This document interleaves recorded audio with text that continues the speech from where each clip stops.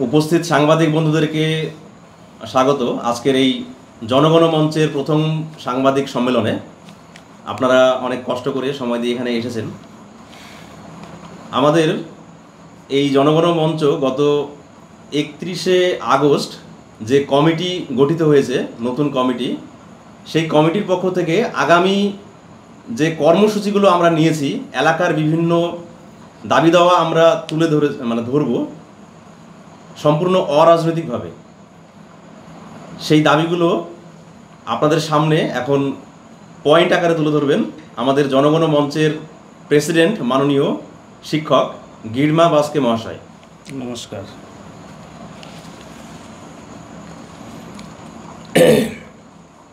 আমি কয়েকটি পয়েন্ট আমি তুলে ধরব আপনাদের সামনে। আমাদের রাজ্যের মধ্যে আমাদের উত্তর দিনাজপুর জেলা হচ্ছে আমাদের পিছিয়ে পড়া একটা জেলা। তারই মধ্যে হচ্ছে আমাদের গোয়ালপুকুর ব্লক হচ্ছে সবথেকে পিছিয়ে পড়া ব্লক। এই ব্লকের আন্ডারে আমাদের হচ্ছে শাহপুর 2 নং গ্রাম পঞ্চায়েতে আমরা একটা জনগণ মঞ্চ নামে একটা ওয়ার্কিং কমিটি গঠন করেছি। সেই কমিটিতে আমরা জনগণের স্বার্থে, অর্থাৎ শিক্ষা, স্বাস্থ্য বা রাস্তাঘাট, এগুলোকে আমরা কিভাবে সরকারের কাছে আমরা দৃষ্টি আকর্ষণ করাবো, সেই জন্যই আমাদের হচ্ছে একটা অরাজনৈতিক সংগঠন। সেটা আমরা কিছুটা পয়েন্টের মাধ্যমে আমরা সেটাকে তুলে ধরেছি। সর্বপ্রথমে 1 নম্বর পয়েন্ট হচ্ছে নেপাল মোড় থেকে বাসপুকুর পর্যন্ত আমাদের হচ্ছে রাস্তার খুবই বেহাল অবস্থা। কারণ এই রাস্তাটা হচ্ছে আমরা শুধু রায়গঞ্জ পর্যন্ত যখন যাই, ওই রাস্তা দিয়ে কিন্তু আমরা সোজা চলে যাই। বাসপুকুর থেকে সোজা কিছুকলা হয়ে আমরা কিন্তু রায়গঞ্জেই সম্মুখীন হই। যার জন্য হচ্ছে এই রাস্তাটা সংস্কার হলে খুবই ভালো হবে। 2 নম্বর পয়েন্ট হচ্ছে শ্রীপুর বাজার থেকে বর্ডার ভায়া নেপাল মোড়। শ্রীপুর বাজার থেকে বর্ডার ভায়া নেপাল মোড় পর্যন্ত রাস্তা সংস্কার হলে, অর্থাৎ ঠিক হলে জনগণের খুবই ভালো হবে। চলাচলের জন্য আমাদের স্কুলে যারা পড়াশোনা করে আমাদের ছেলে মেয়ে, তাদেরও খুবই সুবিধা হবে। 3 নম্বর পয়েন্ট হচ্ছে কুকরাদা তথা শ্রীপুর মোড় থেকে শ্রীপুর বাজার পর্যন্ত। শ্রীপুর মোড় থেকে শ্রীপুর বাজার পর্যন্ত যে তার মধ্যে একটা হচ্ছে ডাঙ্গিপাড়া গ্রামের রাস্তা কিন্তু খুবই খারাপ। আপনারা সবাই জানেন, দেখেছেন। সেই রাস্তাটা সংস্কার হলে বা ঠিক হলে খুবই ভালো হবে। কারণ আমাদের সবারই খুবই অসুবিধা হচ্ছে। আমরা অনেক সময় দেবীগঞ্জ থেকে বা কোথাও আমরা শ্রীপুর মোড় থেকে শ্রীপুর বাজার আসবো, হয়তো টোটো আসতে চায় না, কারণ রাস্তাটা খুবই খারাপ। 4 নম্বর পয়েন্ট হচ্ছে লাইব্রেরি। আমাদের এই পঞ্চায়েতে কোনো লাইব্রেরির ব্যবস্থা নেই। লাইব্রেরি থাকলে আমাদের বয়স্ক, যুবক বা আমাদের শিক্ষক বা যারা শিক্ষিত সমাজ, লাইব্রেরি থাকলে খুবই তারা লাইব্রেরিতে পড়বেন, একটা উন্নত সমাজ গড়ে উঠবে। আমাদের পঞ্চায়েতে মোড়ে মোড়ে যদি স্ট্রিট লাইট দেওয়া হয়, সেটাও খুবই ভালো হবে। অনেক সময় আমাদের শ্রীপুর বাজারে একটা স্ট্রিট লাইট আছে, আর কোথাও নেই। এখানে হয়তো মুসলিমপাড়া শ্রীপুর ওখানে একটা আছে, তাছাড়া নেই। আর ডাঙ্গিপাড়ায় হয়তো একটা আছে। আরও যদি আমাদের এই নেপাল মোড়ের দিকে যদি স্ট্রিট লাইট দেওয়া হয়, বা তারপরে হচ্ছে ঘোড়ামারা সাইডে, খুবই ভালো হবে। 6 নম্বর পয়েন্ট হচ্ছে শিক্ষার হাল ফেরাতে হবে। অর্থাৎ আমাদের প্রাথমিক বা উচ্চ মাধ্যমিক স্কুলেও আমাদের পর্যাপ্ত পরিমাণে শিক্ষক নেই। আমাদের ডাঙ্গিপাড়া হাই স্কুলের কথাই আমরা তুলে ধরব, যেখানে 2-3 জন মানে স্থায়ী শিক্ষক আছেন, ছাত্র আছেন হয়তো 1000-এর উপরে, কি করে তারা স্কুলটাকে সামলাবেন বা পড়াবেন? তাদের পক্ষে খুবই অসম্ভব। সেই জন্য বলছি, শিক্ষক যদি নিয়োগ হতো, আমরা দাবি রাখবো সবাই মিলে যে সেখানে শিক্ষক অতি দ্রুত যেন সরকার ওখানে পাঠিয়ে দেয় ডাঙ্গিপাড়া হাই স্কুলে। 7 নম্বর পয়েন্ট হচ্ছে শিশু পার্ক। আমাদের গ্রাম পঞ্চায়েত অর্থাৎ শাহপুর 2 নং গ্রাম পঞ্চায়েতে যদি একটা পার্ক তৈরি করা হয় সরকারের পক্ষ থেকে খুবই ভালো হবে। শিশুরা বিনোদন করবে, বিকেলবেলায় কোথাও না গিয়ে ওই পার্কে এসে শিশুরা বিনোদন করবে, আমাদের পক্ষে খুবই ভালো হবে। তারপরে হচ্ছে বয়স্কদের জন্য বসার ব্যবস্থা, 8 নম্বর পয়েন্ট। 9 নম্বর পয়েন্ট হচ্ছে নেশামুক্ত করার উদ্যোগ।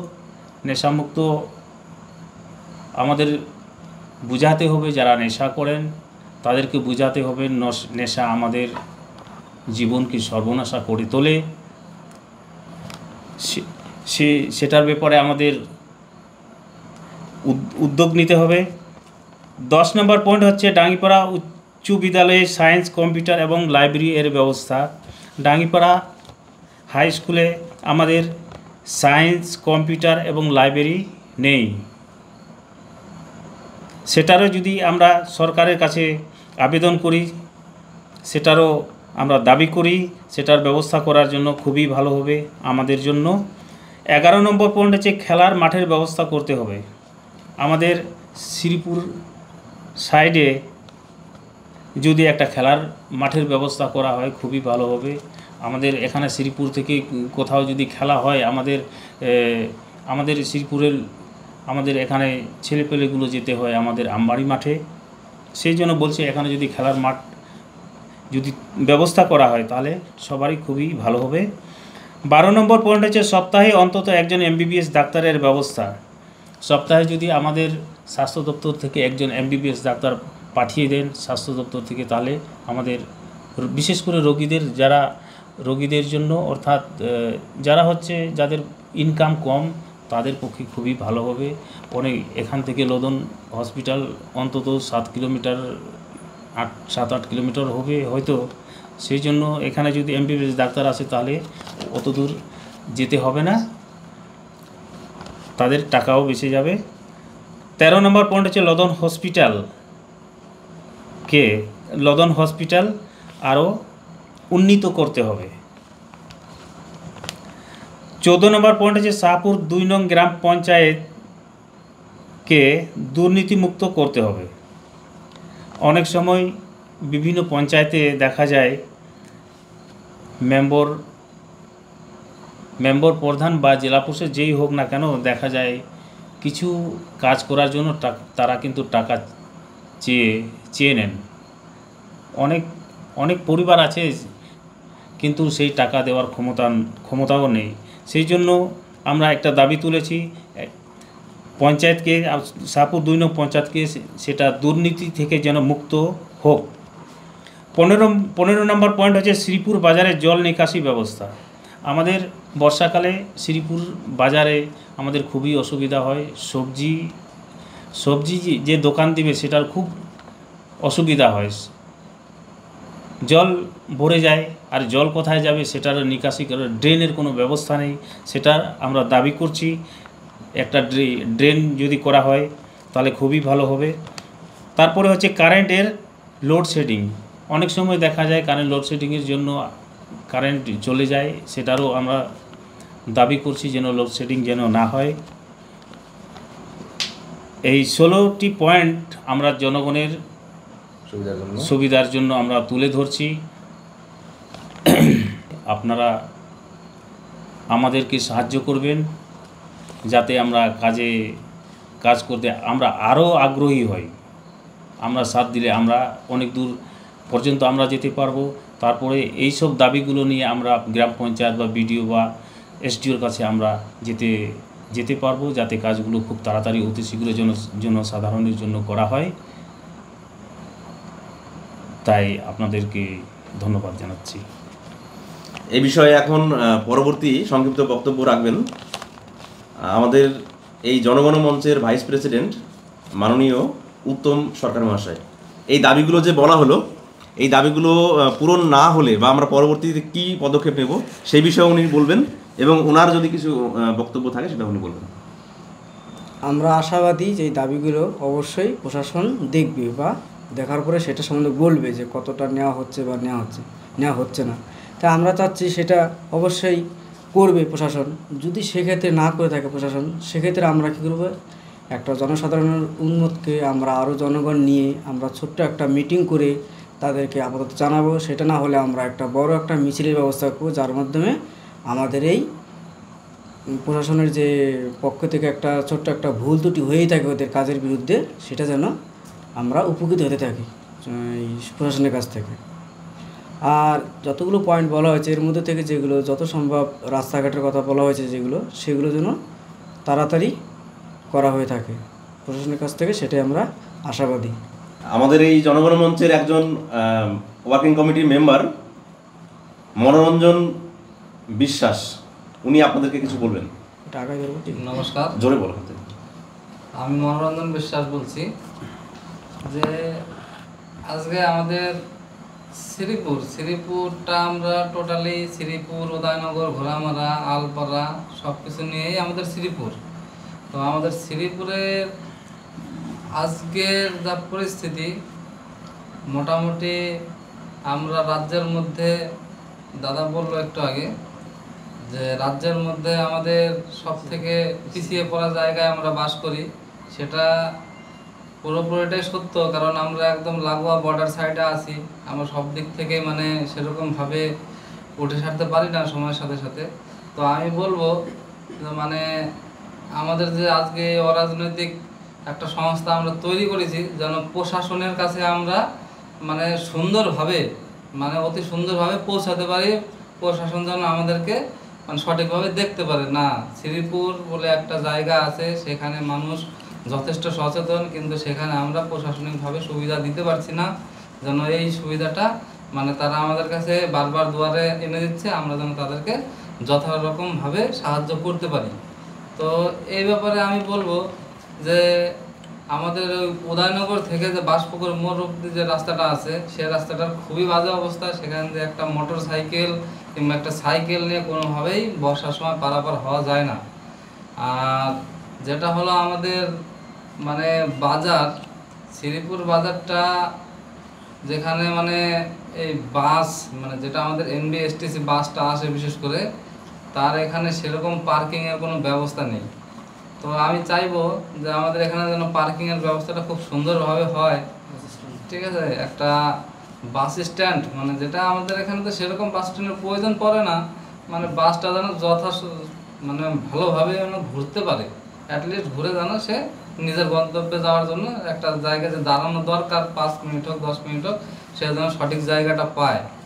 আর শ্রীপুর বাজারে সব থেকে আরেকটা বড় সমস্যা হলো জল নিকাশি ব্যবস্থাটা ভালো নেই বর্ষার সময়। আর তার সঙ্গে ব্যাপার হলো যে শ্রীপুর বাজার এত বড় একটা বাজার, সেখানে টয়লেট বাথরুমের একটা সুব্যবস্থা নেই। তো আমি চাইবো প্রশাসনের কাছে যে শ্রীপুর বাজারের জন্য একটা মানে সুন্দর একটা টয়লেট বাথরুমের ব্যবস্থা হয়। আর এর সঙ্গে সঙ্গে না বললে হয় না, মানে আমাদের শ্রীপুর গ্রামে এত বড় একটা গ্রাম যেখানে অনেক লোক বাস করে, আমার একদম একুরেট জানা নেই, তবু অন্তত হয়তো 2 থেকে 2,500 লোক এখানে বসবাস করে। তো আমি চাইবো এখানে মানে উন্নয়নের স্বার্থে, সমস্ত শ্রীপুরবাসীর উন্নয়নের স্বার্থে যেন প্রশাসন আমাদের এখানে একটা লাইব্রেরির একটা সুব্যবস্থা করে দেয়, যেখানে মানে ছোট বাচ্চা থেকে বয়স্ক লোক সবাই যেন মানে তাদের সঠিক সময়টা এখানে পার করতে পারে। কেন আমি এই কথাটা বলার একটাই কারণ আজকের দিনে যেরকম মানে স্মার্টফোনের ব্যবহার, সেখানে গেমিং যেভাবে মানে বাচ্চা কাচ্চা খেলে, তাতে মানে পরিবেশ মানে সে কোনো না কোনোভাবে একটা বিঘ্ন ঘটাচ্ছে। আমাদের প্রজন্ম যেন আগে সুষ্ঠুভাবে মানে তারা অতিবাহিত করতে পারে, তার জন্য আমি চাও বিশেষ করে যেন আমাদের শ্রীপুর বাজার প্রাঙ্গণে হোক বা আমাদের শ্রীপুর গ্রামের কোনো একটা জায়গায় হোক, সেখানে যেন একটা লাইব্রেরির একটা ব্যবস্থা হয়। আর এই ব্যাপারে প্রধান যে বক্তা আছে আমাদের জনগণ মঞ্চের, মানে তাদের সঙ্গে আমরা সবসময় থাকবো এবং চলবো, যেভাবে হোক যেন আমাদের কাজটা সুষ্ঠুভাবে আমরা পরিচালিত করতে পারি। এই কাজ যেন মানে কোনোভাবে বাধা বিঘ্ন না হয়, প্রশাসন যেন আমাদের সেইভাবে দেখে। আমরা জনগণ মঞ্চের যত সদস্য আছি, গ্রামবাসী আছি, আমরা সমস্ত রকমভাবে মানে পাশে থাকবো আমাদের কাজটা হাসিল করার জন্য। এটাই আমি সবার কাছে মানে আশাবাদী রাখবো। আপনাদের সবাইকে অসংখ্য ধন্যবাদ আপনাদের মূল্যবান সময় দেওয়ার জন্য। নমস্কার। নমস্কার।